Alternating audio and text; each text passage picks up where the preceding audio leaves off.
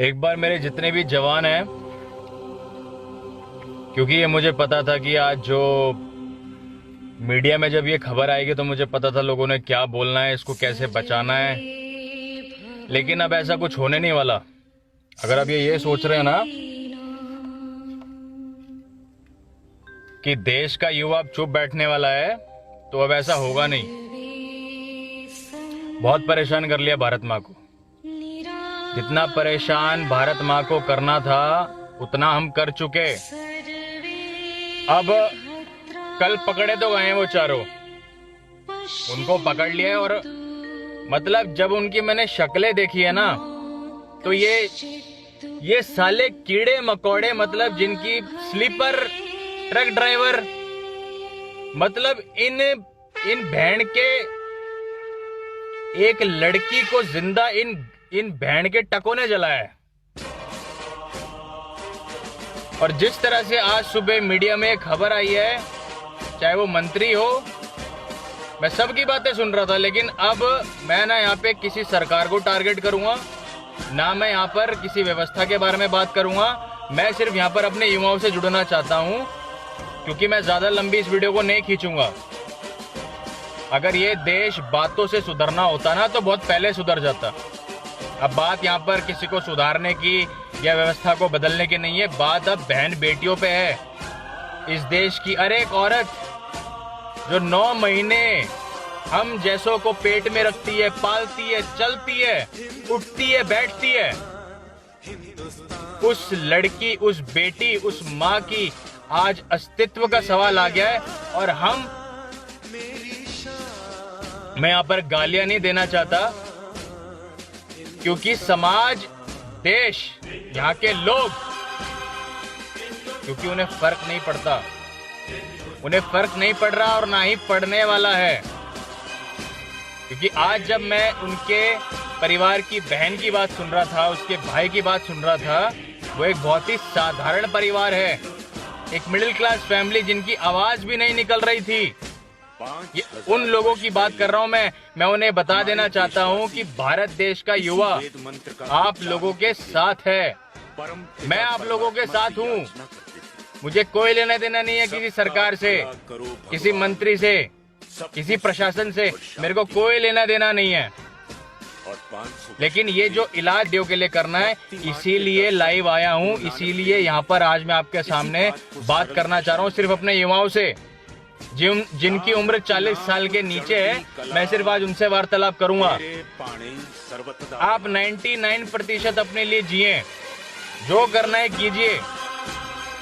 कहीं नौकरी करनी है, विदेशों में जाना है, जो करना है आपने करिए। अपना जीवन बनाना है, बिगाड़ना है, अपने आप को धुएं, सिगरेट, इन सब में बर्बाद करना है, कीजिए। लेकिन 1% अपने गुर्दे का इस देश के लिए अगर आप नहीं, मैं हूं जो इसे कर सकते हैं। ना ही बलात्कार रुकेंगे, कानून भी बनेगा, लेकिन वो कानून किसी काम का नहीं होगा, क्योंकि हम आम लोग खुद बनकर बैठे हुए हैं। पुलिस वाला पुलिस वाले के लिए खड़ा होगा, वकील वकील के लिए खड़ा होगा, नेता नेता के लिए खड़ा होगा, अभिनेता अभिनेता के लिए खड़ा होगा। लेकिन एक आम आदमी जब तक दूसरे की बहन बेटी को अपनी नहीं समझेगा, परंतु सबके लिए सम्मान नहीं देगा, आम आदमी चाहे वो किसी भी वर्ग का हो, किसी भी जाति का हो, अगर वो एक होगा नहीं, तो ये बलात्कार फिर होंगे और तुम्हारे घर में भी होंगे। ये देश जिस लड़की को जिंदा जला दिया हो और उसके बाद ये समाज उसकी मौत को जस्टिफाई कर रहा हो, उस देश में आप ये भूल जाइए कि न्याय व्यवस्था से कुछ होने वाला है। इस देश में न्याय व्यवस्था से कुछ नहीं होने वाला। लेकिन मैं इसका इलाज जानता हूँ। इसका इलाज क्या है? इसका इलाज है हम जैसे लड़के जो इस देश में रहते हैं, जिन्हें सिखाया गया है कि औरत का सम्मान क्या है, अब उन्हें लड़ना पड़ेगा। और तैयार हूं लड़ने के लिए। उस बेटी की, उस बहन की जो मौत हुई है ना, वो ऐसे नहीं जाने दूंगा। अब ये बताना पड़ेगा इस देश में लोगों को कि भाई इस देश का युवा क्या है और वो क्या कर सकता है। जितना परेशान करना था भारत माँ को बहुत कर लिया।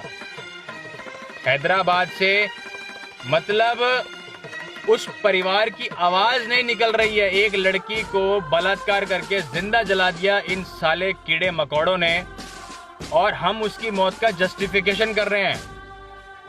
हमारे भारतीय संस्कृति के हिसाब से 13 दिन शरीर पृथ्वी पर होता है, और ये जो श्रद्धांजलि है इस देश के युवा ने देनी है, हम जैसों ने देनी है, और मैं दे के रहूंगा। मैं अब इससे पीछे नहीं हटूंगा। अगर इस देश में स्वतंत्रता, सुरक्षा अगर लड़कर ही मिलनी है, और हमारे परिवार की बहन बेटी के लिए अगर हम जैसे आम नागरिकों को लड़ना है, तो भाई तैयार है। अब कोई सरकार नहीं, कोई प्रशासन नहीं। इस देश में मिडिल क्लास हो, अपर मिडिल क्लास हो, यहाँ पे जातियों में बांट दिया गया है। कानून व्यवस्था नाम की कोई चीज ही नहीं है। और अब जो होगा, ये सरकार को सोचना पड़ेगा कि अगर आज का युवा अपने देश के लिए, अपनी संस्कृति के लिए लड़ रहा है, तो वो सही कर रहा है। आपको डरने की जरूरत नहीं है। आप घर से बाहर निकलिए। इस देश में जैसे होता है, क्योंकि बहुत से लोग कह रहे थे ये काम पुलिस वालों का है, उन्होंने काम सही से नहीं किया। अरे पुलिस वाले काम करें या ना करें, हमें कोई लेना देना नहीं है। हमारे घर की बहन बेटियों की इज्जत हमें करनी पड़ेगी, और सही तरीके से करनी पड़ेगी। मैं बता देना चाहता हूं कि युवा आपके साथ है, वो आपसे अलग भी है भाई। मेरे घर में भी है एक पुलिस वाला जो आज किसी बड़ी पोस्ट पे बैठा है, वो भी एक माँ से ही जना है। एक प्रधानमंत्री किसी देश का, वो भी माँ से ही जना है।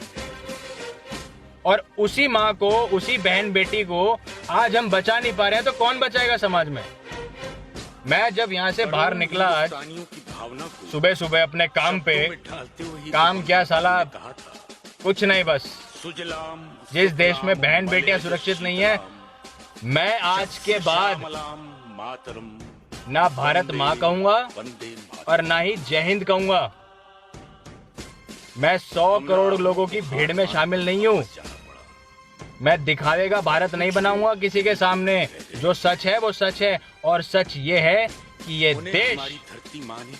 देश और यहाँ के लोग को औरतों की इज्जत नहीं पता।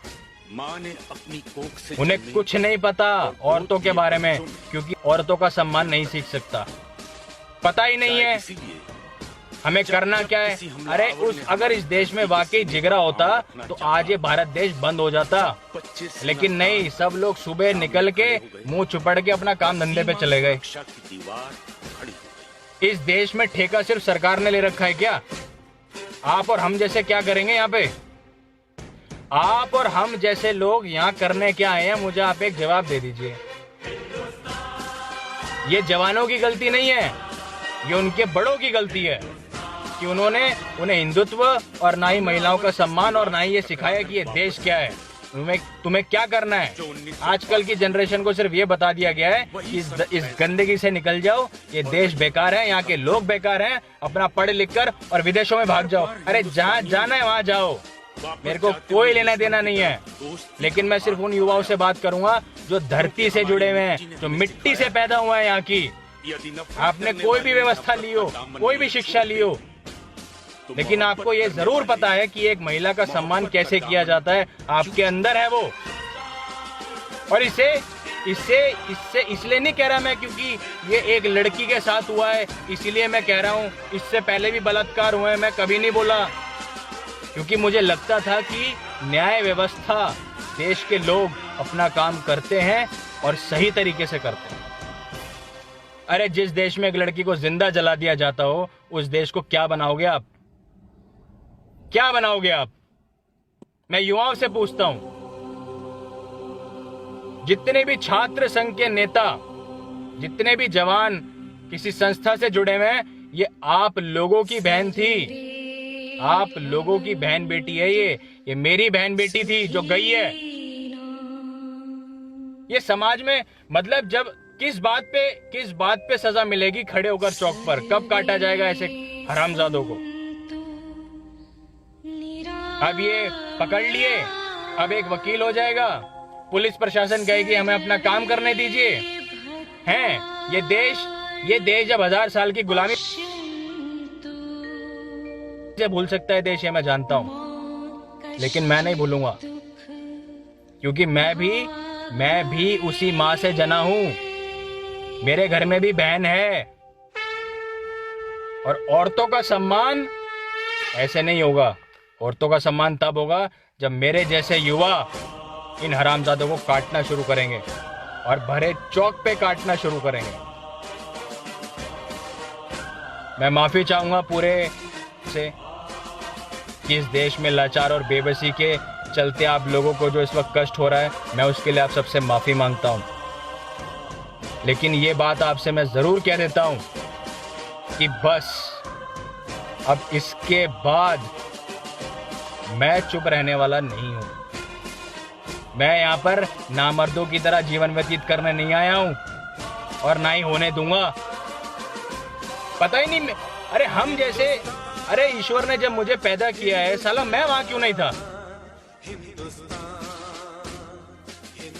क्यों कोई वहां नहीं होता? क्यों ऐसे?